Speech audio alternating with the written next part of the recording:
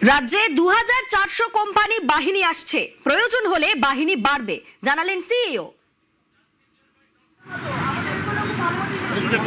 24 আসবে, তারপরে দেখা যাবে কিছু হবে, প্রয়োজন আর আসবে। এই ফোর্স এখন 24 আসবে, তারপরে দেখা যাবে কিছু হবে, প্রয়োজন আর আসবে।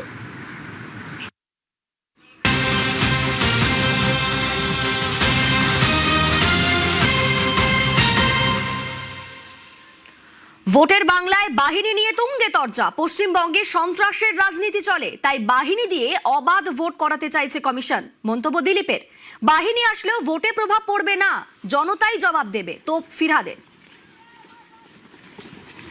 দেখুন, এতদিন ধরে পশ্চিমবাংলায় যে ধরনের হিংসা চলে এসছে, রাজনীতিকে কেন্দ্র করে ভয়ের পরিবেশ তৈরি করা, আর যারা করে প্রথম সেই সব লোকগুলোকে ব্লক করতে হবে, অ্যারেস্ট করতে হবে। তা নাহলে যতই বাহিনী আসুক হবে না। আর নির্বাচন কমিশন আমার মনে হয় এবারে পুরো দৃঢ় সংকল্প হয়েছে পশ্চিমবাংলায় আর শান্তিপূর্ণ ভোট করার জন্য। সেই জন্য যেমন সেন্ট্রাল ফোর্স আসছে, সেরকম এই যারা সেন্সিটিভ এলাকায় গন্ডগোল করে তাদের প্রতিও স্টেপ নেওয়া হচ্ছে। বাহিনী আসলেও কিছু যায় আসে না। বঙ্গের মানুষ ভোট দেবে, যে ভোট তোমরা কেটেছো সেটা ফেরত দাও।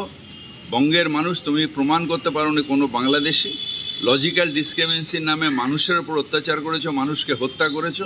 যে মানুষদের এখন অনিশ্চয়তার মধ্যে নিয়ে তার ভোট ফেরত দাও।